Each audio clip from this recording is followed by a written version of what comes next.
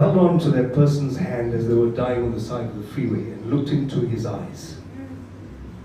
How many of you had to put on the long red rubber gloves and go and pick up pieces of human being and put them into a bag and send them off in the mortuary van because somebody decided to run across the freeway on a Friday night while they were drunk?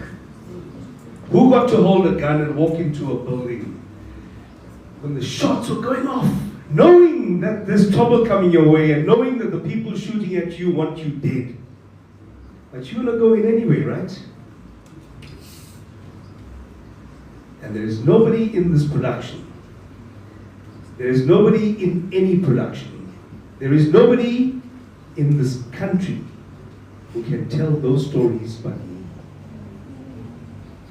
I earned my place for myself. I earned my place for myself. I didn't need to compare myself with somebody else and say, oh wow, geez, I haven't done that course. I didn't travel the world. I didn't do that international movie and work with this famous US actor. Guys, I never did that. But I have my own story to tell. And that's why I earned my place on that show. And I'm here to remind every one of you, you have your story to tell. Every one of you. Nobody knows your journey. Nobody knows what brought you here. Nobody knows the challenges you have had, the traumas that you have faced, the victories that you have had. Nobody knows how far you have come, except you. So you're going into this world. You're going to fight for your place. And don't ever feel that you don't belong. Think of your journey. Think of where you've come from. And remember, your story belongs to you. Something else I learned, coming onto that set for the very first time, yes, I was terrified. Of course I was terrified. Am I going to forget my lines? Am I going to waste everyone's time? Are they going to have to do multiple takes over and over and over again because Jack kept fluffing his lines? Of course I was afraid of that. So for a full week before I did my first scene, I went onto set just to watch and listen and learn. How are the pros doing it? Was my big question. How are they doing it? I want to do it like them. And I go there and I see the actors get together, they're on set with the director, and they're just going through the lines. Okay, I'm going to move here on this line, I'm here. And then from here, I'm going to finish this dialogue, and then we end the scene like this. Perfect, let's do it.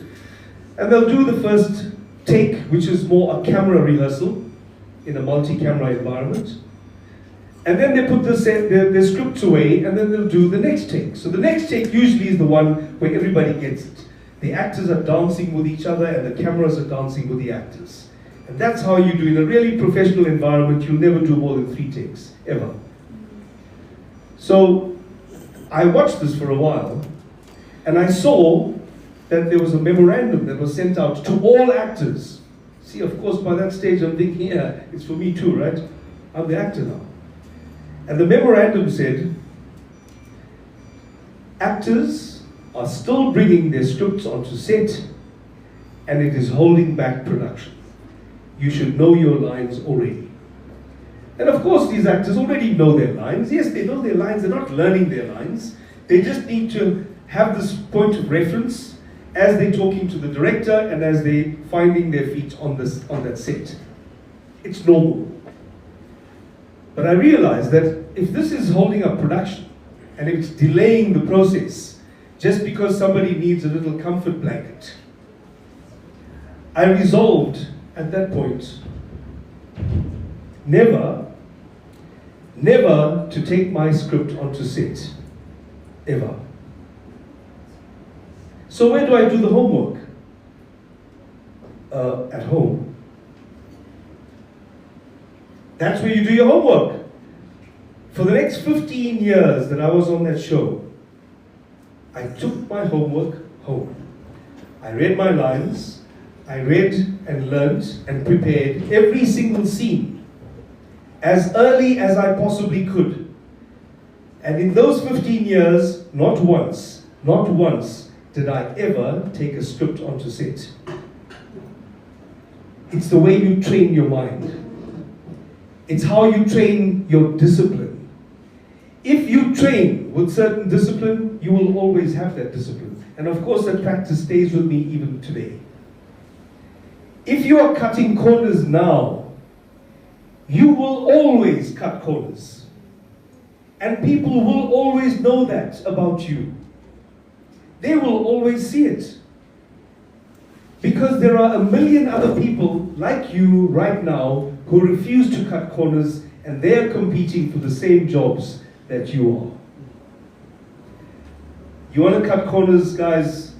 Go ahead. You're going to take what's coming. The consequences of that are yours to bear.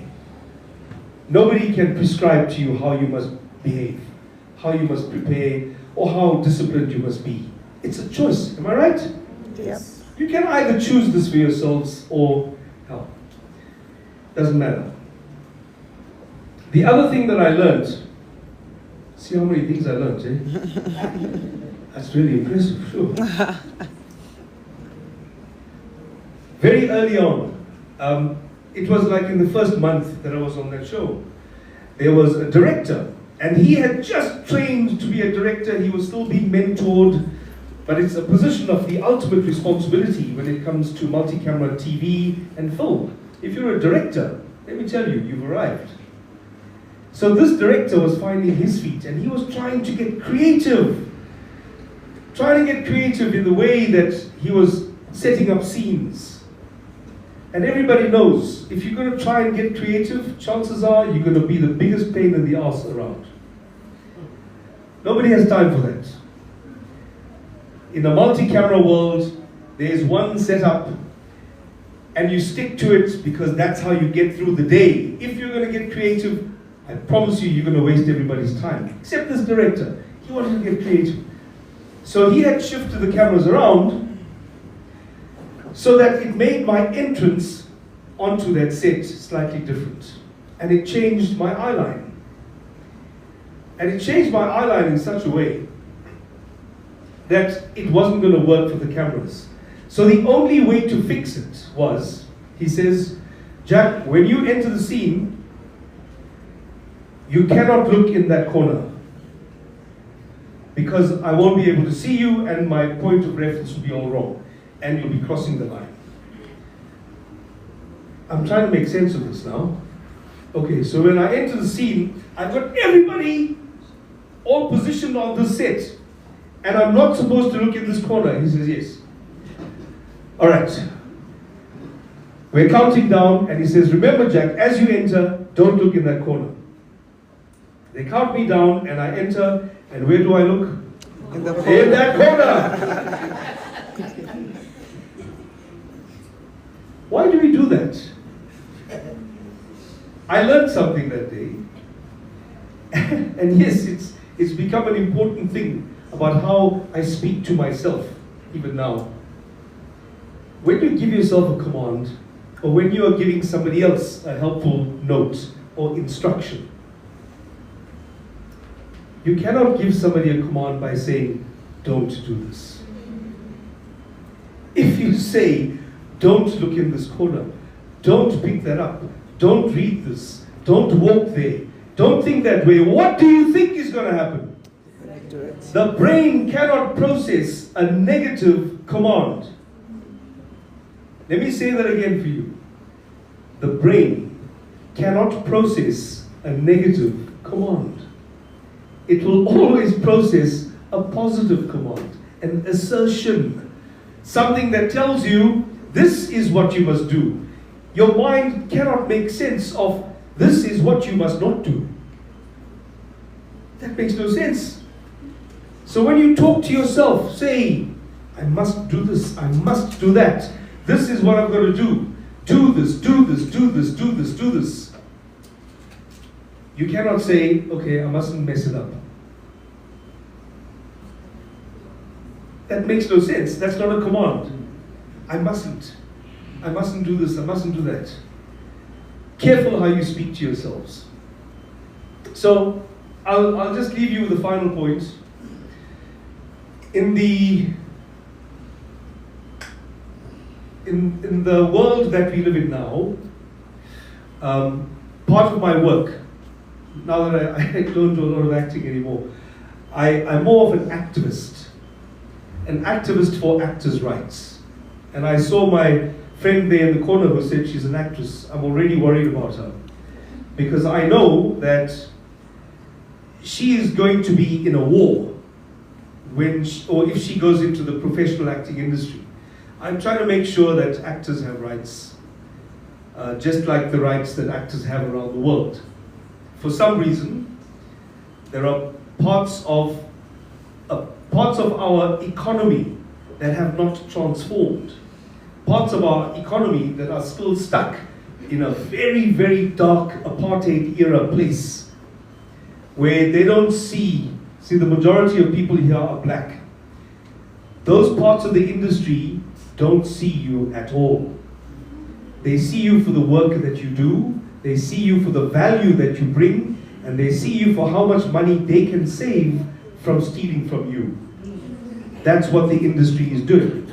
And I'm trying to change that. So I don't get a lot of acting work nowadays. But that's okay. As you know, there are people who made far greater sacrifices on our journey to democracy. There is something that's going on though, because people have worked hard at keeping this as an unregulated industry. Teresa is here. She'll tell you all about how regulated the education environment is. You guys would know, right? You need to be a registered institution. You can't just set up a college on the side of the road and say, I'm going to teach you stuff. And then, okay, you finished 3 days of training, let me give you a certificate. It doesn't work like that. Come on. There is a Department of Higher Education and Training, right? And that means every single institution of learning, it has to be registered. And there has to be a curriculum, and there have to be unit standards. And you have to meet certain levels of proficiency before you can be deemed to be competent. And that's how you get your certificate. And your certificate is registered with the CETA. Right? That's how it works. But in the acting industry, there's none of it. None of it. There is nothing. There is no form of regulation whatsoever. And that has led to a catastrophic decline in standards and a decline in the way that you are protected on set. Which is why you have things like sexual harassment and exploitation, no royalty rights, and that sort of thing. So, in a sense, we are living in a Victorian era. We haven't kept pace with the rest of the world. In fact, we have fallen behind Africa in the way in which we should be regulating the creative sector. Now, because we have failed to regulate the creative sector, how do you think we will manage when you have new disruptive technology like AI coming into it? Well, we won't manage at all. It means a lot of your intellectual property is already being stolen. In the acting world, it means AI can be used to replicate my face, my voice, my image, my personality, and that can be turned into a digital replica, which can then be put into any audiovisual presentation. They can be a clone of me. We already know deep fakes, right? That's easy now. That is easy stuff. That's like 2 years ago, 3 years, maybe more.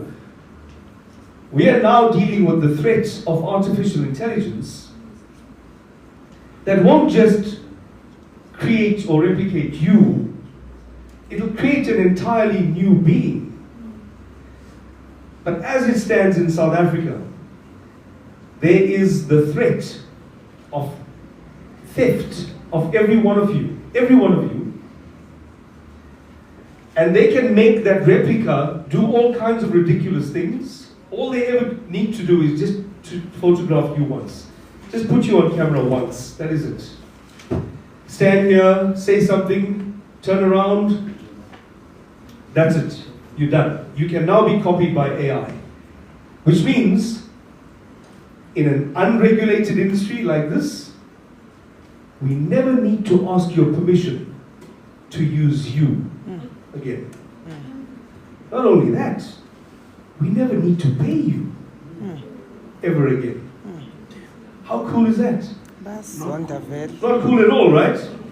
And yet people get upset when I tell them that this is wrong. Well, that's part of my fight. But it's something that you guys need to be aware of. You would have different ways of working with AI in your field. Maybe you're working in editing, maybe in animation. It's fantastic. AI is a brilliant tool. That's how it must be understood. There is AI where it can be used as a tool. Or there is AI that can be misused to steal from other people that which does not belong to you. We will be pushing for regulation. The Department of Communications and Digital Technology is going to regulate. How successful it will be, who knows? Certainly in the acting industry, we are going to be working very hard at creating a regulated environment. It's either a regulated environment or I'm going to burn things down. So, on that slightly scary note, I would love to hear if you have any questions. Any thoughts? Anything you'd like to share? What are you worried about? Sorry, sir. So with the theft of our identity on AI, as maybe a creative, what we have to do so that they can't use your potential rights? I wish, did you all hear the question? What do you do as a creative to try and make sure people don't steal your personality rights? That means your face, voice, image, and likeness. This is the big concern. There is literally nothing we can do. So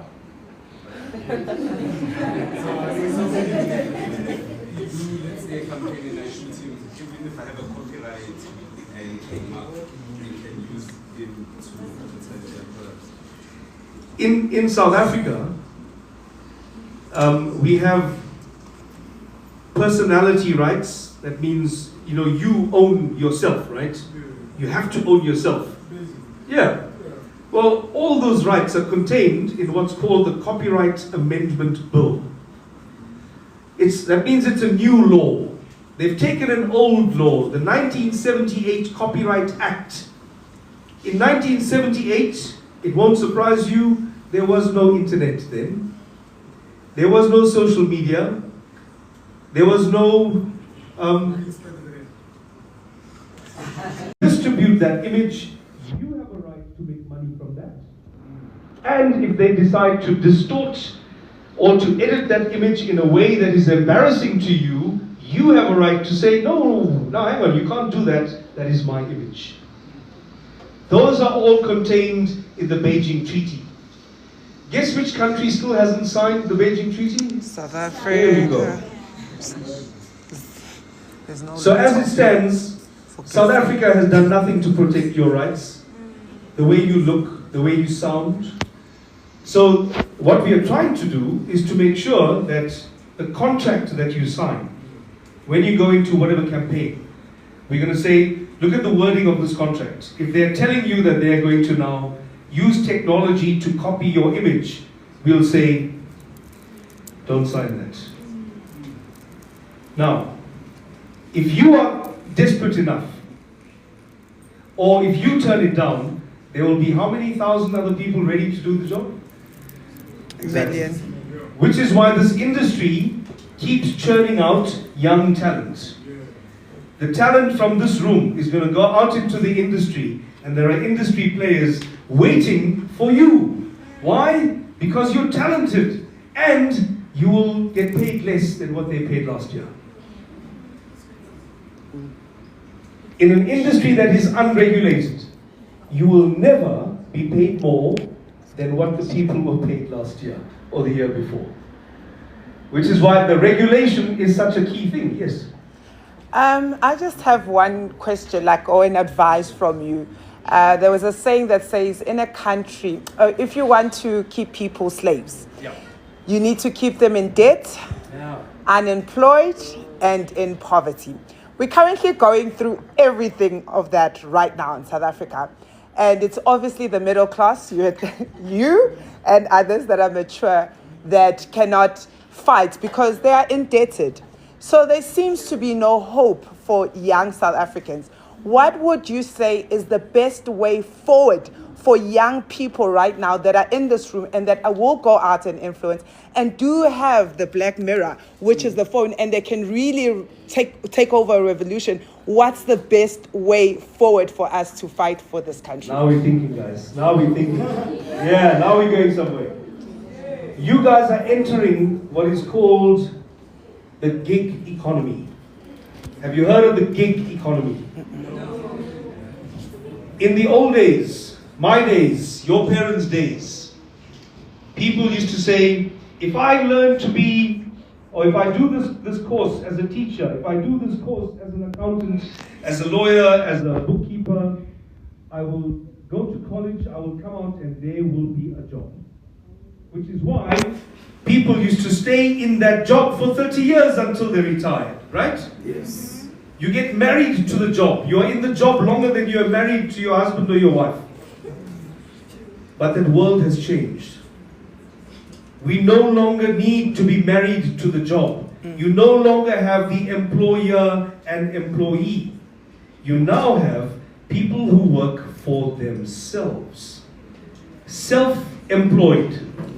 Atypical workers. That means you're not a typical worker, you are atypical. It means you have multiple different employers. And it means you don't get the benefits of working in that one workplace, like leave and sick leave and unemployment. No, you don't. You manage all of that on your own because you have multiple contracting partners.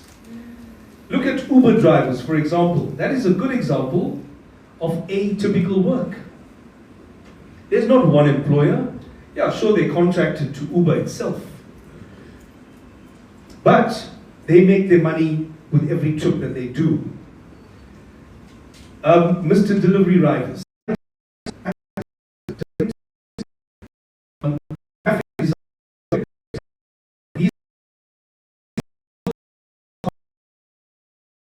And they just earn based on a certain hourly rate.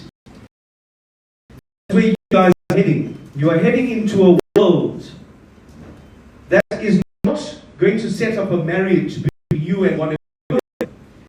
You need to be looking at the gig economy, making money out of content, creating content, generating content, putting them on big platforms, and generating an income from that. Helping people to understand better what is education, what is economics, what is finance, how do I manage my bank account, what is a good way to drive, how do I learn to ride a motorbike. These are all things that you need to be looking at to create content. Because you are all entering that new world. Because a lot of that working world, in the way it used to 5 years ago, doesn't exist anymore. Just AI on its own has changed everything, am I right? Yes. So you need to keep track of where the working world is going. And that's going to take homework. That's going to take research, guys. Stay on it. Please, please follow the news. Follow the news. Be up to date with stuff. Be up to date with politics. You need to know who your friends are. You need to know the people that are trying to help you. And you need to know the people that are cutting you off at the knees. And I can guarantee you, the politics that we've had for the last 30 years has not prepared you for what's coming next. Absolutely. If we're going to have any change to protect you, to allow you to participate in the global economy, it has to come from the politicians that you elect. You will be electing the people who will save you or ruin you. In an extensive way, what would you say it takes to be a great actor? I think it's about submitting to the craft, submitting or sacrificing your life to learn about the human condition. I've never known a great actor who is not empathetic, who has not experienced many things, trials and hardships. You have to be able to put your body and your mind and your emotions into places that most people are afraid to go. So as an actor, you've got to recreate that. And not just to recreate it, but you actually have to live in that moment where you as the person no longer exists and it's just the character that exists. It can be a terrifying place to go, but it's what distinguishes an actor from a great performer. Yeah, give it some thoughts. Yes. So the whole thing happening with the acting and the artificial and stuff, do you think that as actors or the television career that we have lost our parts? For example, we know that in the olden days, actors were known for actually bringing out what's happening in the world to the screens. Do you think in this modern day we have lost that part? That's such a lovely question. I think the human value of the stories are still there. I think the way in which we treat them is wrong. I've seen, for example, a young man who wanted very much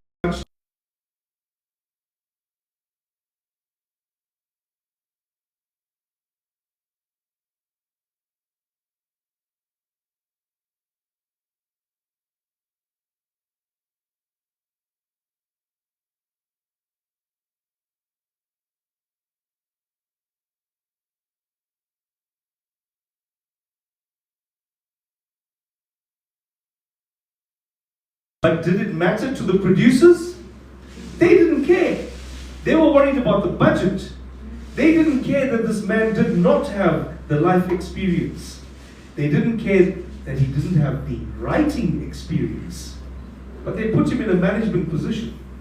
So there is a cynical way that we approach telling the good stories. So even when the stories have value, the way in which we treat them undermines the depth of the story, and so it ends up telling a very superficial tale of something that could have enormous human impact. Lack of research is a terrible thing also. I don't see that we're doing a lot of research when it comes to telling stories, especially when it comes to social issues and health issues. I remember people trying to tell the story of HIV and AIDS, and their treatment of it was insultingly uninformed, which to me wasn't worth telling that story then.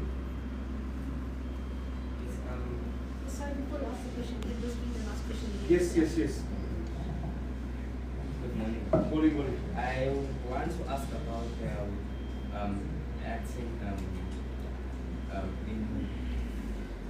in classroom. Not being motivated. Why has this been allowed to happen? And number two, is there any how far are we with that? Is there any bill in Parliament or This question fills my heart. Yeah. Because here's a man who's going to fight alongside me, I can see that. He's going to be a fighter with me. Why? The question is, why was the acting industry allowed into this place where it's not regulated? Where everybody can clearly see that Mam Nandi Nyembe can put out a social media video and say, I need help. 4 months later, she's dead. And we've done what? Nothing. Yeah. Glenn Gabela, award-winning actor, puts out a video and says, guys, I will work for the man for anything. He's not going to get work. He knows that. We know that. Because there is no production that wants to give him work knowing that this guy might get sick. Then it's going to cost us. Then he's going to end up dying. Charlene Sirty Richards, anyone remember her? Charlene Sirty Richards, okay, great actress. She got so sick that they had to carry her to set. Yeah, and then they realized, oh, you know what, she's a liability. Let's send her home. They sent her home on the Friday. Saturday, they came and they told her, you're fired. On the Sunday, she died. So, to speak about why have we allowed this to go on for so long, is because there are people who make money from you and me, right? And they don't care, because regulation means you have a voice. It means we can unionize. Just like how you have the unions in the US and Canada and Brazil and the whole of the EU. Practically the entire world is unionized. We have a creative sector that is unionized, except... And the reason we have kept it unregulated because of change. The people who are sitting there are the people who make money from all of us. And they know that the moment it is regulated, that will come to an end. It is my job and yours to bring those people down from the top of the mountain and show them what this is like. And we're going to change the world for them. And it's going to happen because we will be unionizing this. And to answer your second question, there is already a move, and SAGA is in discussions with the Department of Employment and Labor. A lot of people make the mistake of thinking that if we're going to change the creative sector, we need to go and talk to Gayton McKenzie in sports, arts and culture. Gayton McKenzie has no clue what is going on in sports, arts and culture. If you want to talk about actors' rights and protection under labor laws, you need to talk to Employment and Labor, and SAGA is already having those conversations with the department. And we are saying that in terms of our constitution, Section 23 of the Constitution guarantees every single one of us, the right to fair labor practice and the right to unionize. That already exists in the Constitution. So how then is it that our constitutional right did not find its feet in the creative sector? How then did we fail the test of transformation of our sector? When the constitutional right exists, for 30 years it exists, and we haven't found transformation? So that is the case that we are bringing to the department, and we are saying, regulate now, fair labor practice, the right to unionize. And if there's anyone here now, if you are performers, remember, as a student, you can join the South African Guild of Actors free of charge. There is no charge to join as a student member. We will be becoming a union. We will be becoming one, because when we are able to regulate, then we will engage in collective bargaining, just like they do in the rest of the world. Guys, thank you so much. Oh.